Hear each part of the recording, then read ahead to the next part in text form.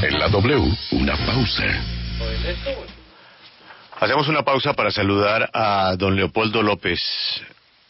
Don Leopoldo López es el padre del preso político más famoso de Venezuela, lamentablemente preso, y pues que ha unido toda una causa y que silenciosamente ha generado toda esa movilización de las pasadas elecciones. En buena parte, ese grito desesperado de Venezuela tiene que ver con la situación de Leopoldo y de otros presos políticos. Don Leopoldo, gracias por atendernos. Muy buenos días. Muy buenas tardes, muchísimas gracias. Estoy en el otro lado del mar, por eso le digo buenas tardes. Me doy cuenta que ustedes están en la mañana. Sí, señor, estamos en América. Don Leopoldo, usted ha criticado al ex candidato y actual gobernador del estado de Miranda, Enrique Capriles, por considerar que responde a los intereses de un partido político. Al respecto dijo, él es solo gobernador del estado que disminuyó nuestros votos y no un nuevo y valiente diputado. ¿Por qué pelear en este momento con Capriles? ¿No es lo más lógico sumar que restar? Desde luego, pero esa pregunta habría que habérsela hecho al propio Capriles antes de que él diera esas declaraciones, en mi opinión, tan tristes. Porque ¿cómo puede él descalificar la historia que nos ha traído al triunfo, que no es la victoria, por cierto, es solamente un triunfo electoral que tuvimos el 6 de diciembre? Yo me pregunto si él se ha dado cuenta que si no hubiésemos sido todos los venezolanos que nos empeñamos en manifestarse, en sacrificarse, incluyendo pues el gran sacrificio que hicieron los jóvenes que todavía hoy están presos, incluyendo a mi hijo, el mundo entero no hubiese puesto la presión que le pusieron a Maduro para que se permitieran las elecciones. Es más, las elecciones se celebraron después de una huelga de hambre de casi 30 días de unas 100 personas que comenzaron Daniel Ceballos y Leopoldo López.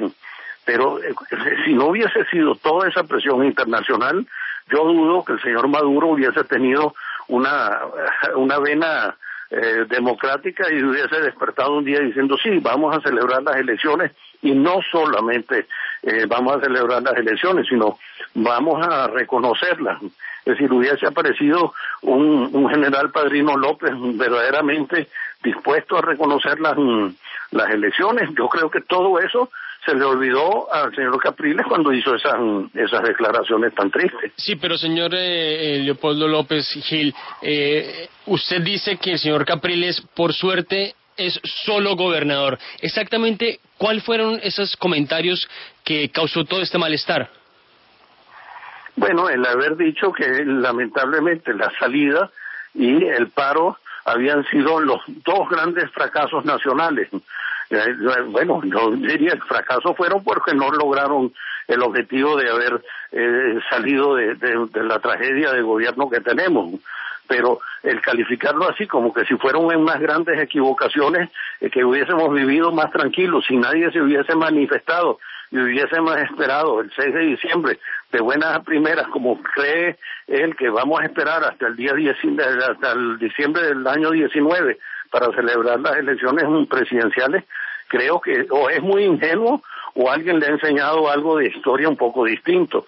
A lo que me refería, que era afortunadamente solamente gobernador, porque bueno, espero que los diputados electos sean bastante más acuciosos y duros con el régimen de lo que hasta ahora ha sido él. Por cierto, en el estado de él, que era un estado que normalmente siempre se gana, se perdieron votos. Habría que preguntarle si ese análisis lo hizo también. Doctor López, pareciera que hay una diferencia de estrategia que de nuevo se vuelve a presentar entre los dos grandes líderes de la oposición, su hijo Leopoldo López, lamentablemente preso, y el gobernador Enrique Capriles. Él ahora dice que se debe dar prioridad, por ejemplo, después del triunfo del 6 de diciembre, a la crisis económica para evitar una explosión social y dejar en un segundo plano la diatriba política contra Maduro. ¿Es ese el caso? Hay de nuevo una diferencia de opinión respecto a no de opinión, de estrategia, respecto a cómo debe aproximarse la oposición al gobierno de Nicolás Maduro. No, yo creo que si en algo pudiese yo estar de acuerdo con él, es que desde luego lo primero que hay que hacer es ocuparnos de la situación económica, pero tal vez no en la misma forma que lo está viendo. Para mí lo más importante en este momento es que de alguna forma nos ocupemos de la tragedia que están viviendo casi el 50% de la población, que está viviendo en un nivel de pobreza, y se van a encontrar precisamente en los próximos meses un nivel de pobreza peor aún, sin abastecimiento, sin alimentos, sin medicina. Eso yo creo que hay que darle prioridad incuestionablemente. Y luego, bueno, para mí también lo otro que hay que darle prioridad es a la recuperación de la democracia, lo cual pasa por una liberación de todos los presos políticos, no solamente de Leopoldo y Ceballos y Ledesma, no, todos los presos políticos, y volver otra vez a la libertad política. Don Leopoldo, para usted la salida como se vivió en Venezuela era y sigue siendo la única vía correcta para un cambio de presidente. Mire, yo no sé si se trata, porque más de una vez lo hemos dicho, aquí no se trata de salir de un presidente, aquí se trata de salir de un sistema. El sistema nos ha llevado a esto, porque ya cambiamos de presidente, salimos de Chávez, entramos en Maduro y nada mejoró, por lo contrario, todo empeoró. O sea, si vamos a simplemente a cambiar Maduro por otro más y vamos a seguir en el mismo sistema, pues esto no, más de lo mismo no va a causar ningún remedio. Creo que el tema es cambiar el sistema, y para eso estamos luchando desde el punto de la Asamblea hasta conseguir pues los referéndums necesarios, el cambio de presidente, etcétera, pero es mucho más serio que simplemente el cambio de una persona dirigiendo el gobierno ejecutivo. De la necesidad de una unión en la oposición de Venezuela llegando a la Asamblea Nacional con mayoría, hemos visto que la actual mayoría elige a 13 magistrados, 221 suplentes en el Tribunal Supremo de Justicia. Lo han dicho que es inconstitucional y antiético varias voces de la oposición. ¿De qué manera la nueva Asamblea puede y va a reaccionar, cree usted? Bueno, no, yo no soy diputado y no debería meterme en eso. Como ciudadano, yo creo que lo primero que tenemos que hacer y lo único que tenemos que hacer es que se respete la Constitución.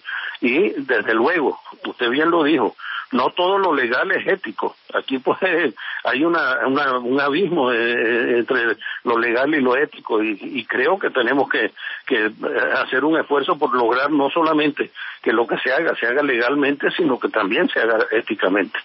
Doctor López, usted le escribió una carta a su hijo Leopoldo López, que no le llegó. Y usted dice en una parte de su carta: no caben los triunfalismos, tenemos que analizar concienzudamente, sin pasiones ni arrebatos, todos los factores que contribuyeron al triunfo: organización, unidad, pluralidad, primarias, respeto a lo pactado y el cumplimiento de la palabra, el reconocimiento mutuo y sobre todo la convicción y la determinación disciplinada. ¿Usted cree que el gobernador Enrique Capriles está de hecho incumpliendo con esta parte que usted dice, el no reconocimiento del sacrificio que ha hecho su familia y del sacrificio que hicieron los estudiantes en el 2014? Caramba, me cuesta mucho interpretar lo que pasa por la cabeza del señor Capriles, pero ciertamente yo sí creo que al menos yo personalmente me siento algo defraudado, ¿no? Allá él con su conciencia de ver si está cumpliendo con todas y cada una de estas cosas que yo pido, pues que se analicen, y estoy seguro pues que Leopoldo la estará analizando. Le quiero volver a hacer la misma pregunta que le hice al comienzo, don Leopoldo. ¿A usted no le parece que sería imperdonable con la historia de Venezuela que después de semejante esfuerzo, de semejante respuesta de la gente en la calle, de la oposición, de ese logro histórico que ha significado el sacrificio de su hijo, esto termine otra vez en la caneca por cuenta de los celos entre los opositores? Desde luego que sí, lo apoyo, pero en primer lugar quiero hacer énfasis en que Leopoldo probablemente ni se ha enterado de este problema. Leopoldo está bastante aislado, como ustedes lo saben. Está en un edificio solo, no tiene presos alrededor. Solamente se le acercan sus guardias, le entregan lo que le da la gana. Las cartas mías no pasan, las cartas que él me escribe a mí no pasan. Yo he escrito esta carta pública porque de alguna forma espero que le lleguen los mensajes por alguien.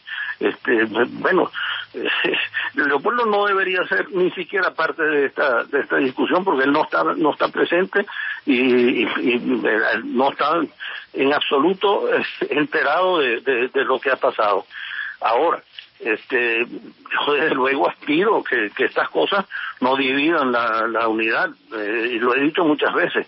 Para mí la opinión de Capriles no representa la opinión de su partido. Él es miembro de un partido. Yo quisiera ver si los líderes de su partido opinan igual que él. Allí sí estaríamos en un problema, pero hasta ahora los líderes de su partido no han opinado nada parecido a lo que él ha opinado. Don Leopoldo, feliz año y pronta libertad para Leopoldo. Ha sido usted muy amable. Y ustedes también, muchísimas gracias y mucha felicidad para todos.